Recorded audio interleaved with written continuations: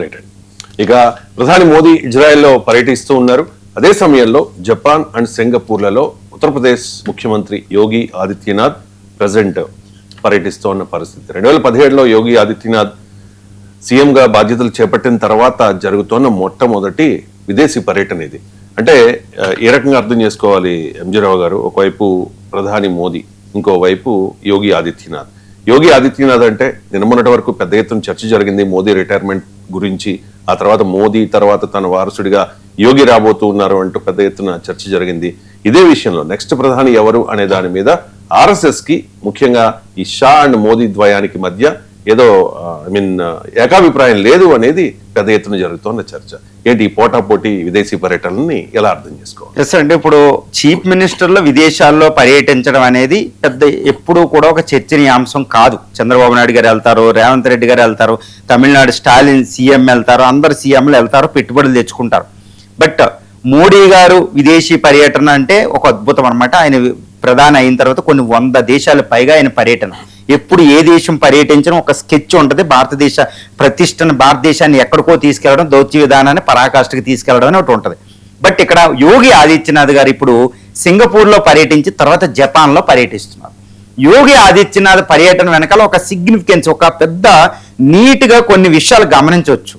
ఎందుకంటే భారతదేశంలో వివేకానంద ఒక యోగిగా ప్రపంచ అమెరికా వెళ్ళి, చికాగో వెళ్ళి భారతదేశ కీర్తి ప్రతిష్టలను ఎక్కడికో తీసుకెళ్లిన వ్యక్తి అనమాట. తర్వాత యోగిగానే ఉన్నా లేకపోయినా రవీంద్రనాథ్ ఠాగూర్, మహాత్మా గాంధీ పర్యటనలు అంటే చాలా విశిష్టంగా ఉంటాయి. ఇప్పుడు యోగి పర్యటన ప్రపంచ దేశాల్లో ఒక రకమైన ఆసక్తి. ఎందుకంటే ఏదో డ్రెస్సులో వెళ్ళడం కాదండి, ఆయన యోగి అవతారంలో వెళ్ళడం. ఆ డ్రెస్సే ఒక పెద్ద చర్చనీయాంశం. ఇప్పుడు జపాన్లో ఆయనకి ఎక్కువ గౌరవం దక్కుతుంది. చూడండి, జపాన్లో చాలా గౌరవం. ఆయన తినే ఫుడ్, ఆయన నడవడిక, అదంతా ఒక అద్భుతంగా చర్చ అవుతుంది జపాన్ మీడియాలో. సింగపూర్లో అలాగే జరిగింది. అంటే ఈయన ఎందుకు ఆ దేశాలకు వెళ్ళాడు అంటే ఒక రకంగా ఏంటంటే చెప్పాలంటే ఇప్పుడు మోడీకి వారసుడు ఎవరు, మోడీ అనే ఒక గొప్ప ప్రధానికి వారసుడు ఎవరు బీజేపీలో అనే ఒక చర్చలో మోడీ ముందు, యోగి ఆదిత్యనాథ్ ముందు వరుసలో ఉండడం. ఎందుకంటే యోగికి చాలా వయసు తక్కువ. ఇప్పుడు అమిత్ షా తర్వాత ఎవరైతే పోటీదారులు అమిత్ షా, నితిన్ గడ్కరీ, రాజ్నాథ్ సింగ్ వీళ్ళంతా రిటైర్మెంట్ స్టేజ్లో ఉన్నారు. కాబట్టి ఎప్పుడు కూడా బీజేపీ ఇలాంటి వాళ్ళు ప్రోత్సహించి 5-6 సంవత్సరాలు ఉంటారు. కానీ యోగి ఆదిత్యనాథ్ 2 దశాబ్దాలు ఉండగలుగుతారు. కాబట్టి మోడీకి సరైన వారసుడు యోగి ఆదిత్యనాథ్ అని ఒక చర్చ జరిగే సందర్భంలో యోగి ఆదిత్యనాథ్కు ఉన్న ఒక వీక్ పాయింట్ ఏంటంటే ఆయన లాంగ్వేజ్ ఇంగ్లీష్ రాకపోవడం, ప్రధాని నేషనల్ లెవెల్లో ఎటువంటి పదవులు ఆయన అలంకరించకపోవడం. కాబట్టి వాటి కోసం విదేశాల్లో పర్యటించి నేను మోడీ వారసుడిని ప్రకటించుకోవడానికి ఆయన వెళ్ళినట్టు అనేది కూడా మనం చూడొచ్చు. ఇప్పుడు ఆయన నడవడిక అందుకని చర్చనీయాంశం అవుతుంది. కాకపోతే మోడీ వారసుడు ఎవరనేది ఈ మధ్యన మళ్ళీ చర్చ ఆగిపోయింది. ఎందుకంటే మోడీ గారు 75 సంవత్సరాల తర్వాత సెప్టెంబర్ 17, 2020 తర్వాత ఆయన రిటైర్డ్ అవ్వాల్సిన ఆయనే చెప్పింది అవ్వలేదు.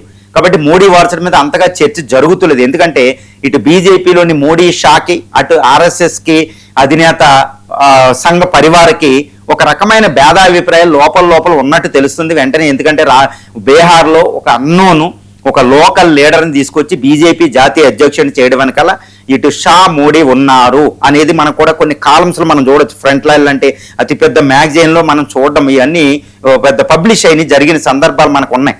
కాబట్టి ఇటు మోడీ షాక్ ఒకవైపు, ఇటు సంఘ పరివార్ ముఖ్యంగా ఆర్ఎస్ఎస్ అధినేత మోహన్ భగవత్కి కొన్ని భేదాభిప్రాయాలు ఉన్నాయి. పెద్ద పోరాటమేం కాదు, భేదాభిప్రాయాలు. అందుకని షా, మోడీ గారు బీజేపీ అధ్యక్షుడిగా నితిన్ నిబిన్ సిన్హాని బీహార్ నుంచి తీసుకురావడం, దీనివల్ల బీజేపీ మీద కంప్లీట్ హోల్డ్ మోడీ షాలకు ఉంది.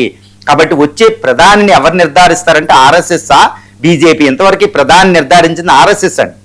మరి ఇప్పుడు ఎవరు నిర్ధారించాలంటే మోడీ షాకి ఎవరు అనేది ఒకటి చూడాలి. మోడీ షాకే నిర్ధారించేలా ఉంటే అమిత్ షాయే వారసుడు అవుతారు.